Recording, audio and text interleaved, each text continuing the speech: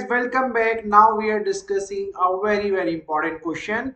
Or in this question, we have to prove that कि ABCF is a trapezium and plus we have to find the area of this trapezium.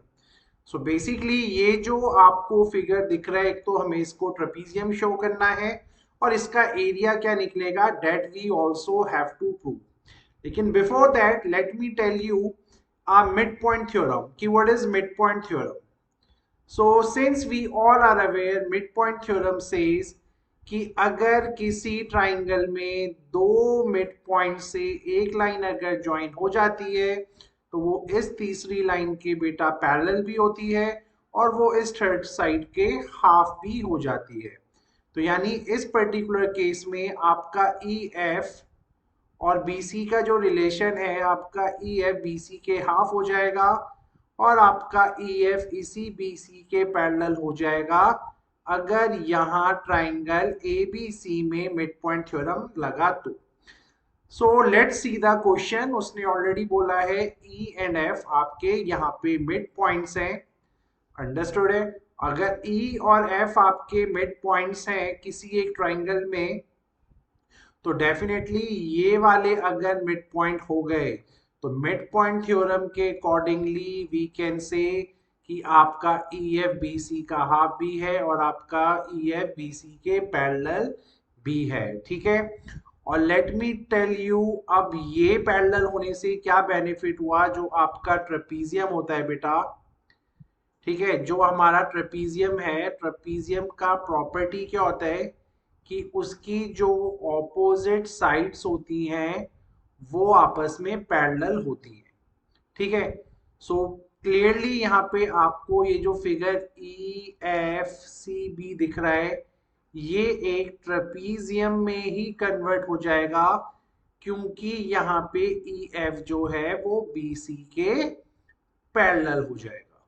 तो ये part आपको clear हो जाना चाहिए. Trapezium की क्या प्रॉपर्टी होती है कि जो ऑपोजिट साइड्स होती हैं वो आपकी पैरेलल होती हैं और वो हमने ऑलरेडी मिड पॉइंट थ्योरम को यूज करके हम ये चीज बता चुके हैं. ठीक है. तो मुझे नहीं लगता है आपको पहले वाले क्वेश्चन में फर्स्ट पार्ट में कोई डाउट हुआ होगा. ठीक है. तो ट्रेपीजियम प्रूव करना वाज वेरी इजी. ठीक है. So with this property trapezium is done. Let's move forward for your second question. अब यहाँ पे सेकंड पार्ट में अगर एरिया आपको निकालना है तो you should know what is the converse of midpoint theorem. तो अब मिड पॉइंट थ्योरम का जो कन्वर्स है वो आपको क्या कहता है. वो आपको कहता है अगर कोई एक मिड पॉइंट आपको गिवन है, ठीक है, और अगर आपकी ये लाइन इस दूसरी लाइन यानी थर्ड साइड के पैरेलल है तो डेफिनेटली जिस पॉइंट को वो इंटरसेक्ट कर रहा है थर्ड साइड में वो उसके बाइसेक्ट हो जाएगा. इसका मतलब है कन्वर्स क्या बोलता है आपको. लेट्स से अगर ये कोई मिड पॉइंट से एक लाइन तीसरी लाइन को इंटरसेक्ट कर रही है और वो पैरेलल है बेटा आपके इसी ट्राइंगल में इस वाली लाइन के. ठीक है. Let's say this is your first side, this is your third side, this is your second side.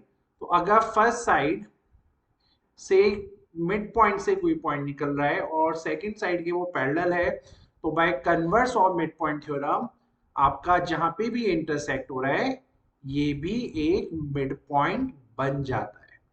ठीक है. तो इसी प्रॉपर्टी को यूज करके now we have to see what we can do in this question.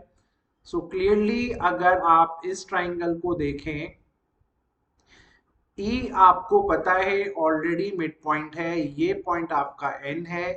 ये आपका triangle late से ABM है. ठीक है. तो इसमें क्लियरली अगर मैं कन्वर्स यूज करूं so converse of midpoint theorem लगाने से यहाँ पे क्या हो गया कि ये जो आपका N आ गया ये यहाँ पे मिड पॉइंट आ चुका है बेटा किसका, इस लाइन AM का. अब ये अगर यहाँ मिड पॉइंट बन चुका है तो क्लियरली जो हमारा AN है वो इस AM का बिल्कुल हाफ हो जाएगा जो कि हम किसी आउटकम में इसको यूज करेंगे. तो यहां तक तो कोई टेंशन नहीं होगा आपको इस क्वेश्चन को समझने में। तो हमने अभी क्या दिखा दिया कि हमारा ये जो ए एन है वो इस लाइन आई मीन ये जो पूरा का पूरा लाइन है ट्राइंगल का ए एम इसके हाफ है, तो इस आउटकम को वी विल यूज। ठीक है, तो नेक्स्ट स्लाइड में जब हम चलेंगे, so now you are talking about the area of this trapezium. Trapezium का एरिया तो बड़ा सिंपल सा ही है। अगर आप यहां क्या करेंगे, एरिया ऑफ ट्राइंगल, अगर मैं एरिया ऑफ ट्राइंगल जो हमारा है बेटा, let me change it's font, okay ठीक है। सो यहाँ पे अगर आपको एरिया ऑफ ट्रेपीजियम चाहिए तो जो एरिया होगा हमारे ट्रेपीजियम का वो यहाँ पे क्या होगा, अगर आप ट्राइंगल ए बी सी के एरिया में से ट्राइंगल ए ई एफ का एरिया माइनस कर देंगे तो हमारा एरिया ऑफ ट्रेपीजियम आ जाएगा, यानी ये पर्पल पार्ट है ना। पूरे में से येलो पार्ट हटाओ तो purple part will come surely. ABC तो we have already know कि this is 50, so now let's jump towards your triangle AFC। ठीक है, चलिए। सो यहाँ पे हम क्या करते हैं, एरिया ऑफ ट्राइंगल AEF को अगर मैं देखूं तो this is half of base. Base इस फिगर में आपको पता है इज EF, और हाइट इस क्वेश्चन में आपका डेफिनेटली कुछ भी नहीं है, AN नाम का एक हाइट बन चुका है। ठीक है, क्यों, क्योंकि अभी पिछले ही लॉजिक में हमने कंस्ट्रक्शन से क्या किया था, कंस्ट्रक्शन से हमने क्या किया था, हमने AM को यहां परपेंडिकुलर ड्रॉ किया था BC में। ठीक है, तो प्रीवियसली ये जो लाइन आपका आया था बेसिकली हमने यहाँ पे कंस्ट्रक्शन किया था जो मैं पहले पार्ट में लिखना भूल गया हूँ, but we did a construction जहाँ पे AM is perpendicular on BC था। तो अगर AM परपेंडिकुलर है तो श्योरली यहाँ पे AN भी आपका पक्का परपेंडिकुलर होगा, इस चीज को ध्यान रखिए। ठीक है, कोई टेंशन नहीं है।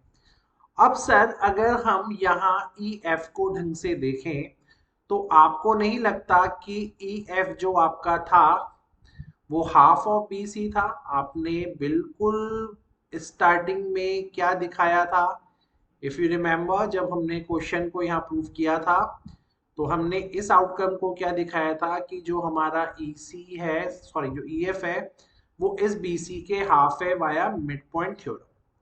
तो मिड पॉइंट थ्योरम से जब आपने इस प्रॉपर्टी को लिख दिया था तो मैं EF की जगह यहाँ BC यूज कर सकता हूँ। ठीक है, यहाँ तक तो कोई टेंशन नहीं है आपको। ठीक है, और वहीं पे सिमिलरली अगर आप देखें तो इस AN को भी हमने क्या लिखा था कि ये भी AM का हाफ बन चुका है।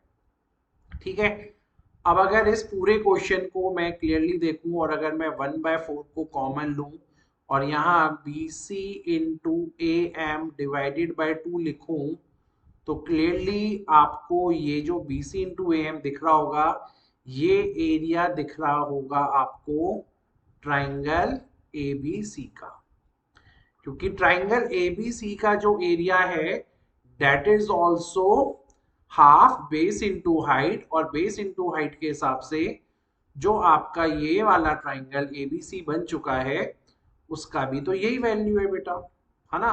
तो उसका भी जब यही वैल्यू है तो अब तो कोई चैलेंज नहीं होना चाहिए। ये ABC आपको 50 दे रखा था तो यहां से जब आप 4 से डिवाइड करोगे तो 12.5 विल कम। तो क्लियरली ये जो आपका ट्राइंगल AEF आपको दिख रहा है ये 12.5 आ चुका है, यहां तक कोई टेंशन नहीं है। पूरा का पूरा ट्राइंगल आपको 50 पता है, तो जब आप finally I will put my values here, so ABC आपके पास 50 आया था, AEF आपके पास 12.5 आया है, और जब आप इसको सब्ट्रैक्ट करेंगे यू विल गेट योर 37.5, क्योंकि इस यूनिट्स यहाँ नहीं दे रखी हैं तो square units is the answer. So hopefully this question is clear to you now. Main logic जो इसमें होता है वो आप देख चुके हैं, सो क्लियर हो जाना चाहिए ये क्वेश्चन। फिर भी कोई डाउट हो तो in comment section you can drop your query. Thank you.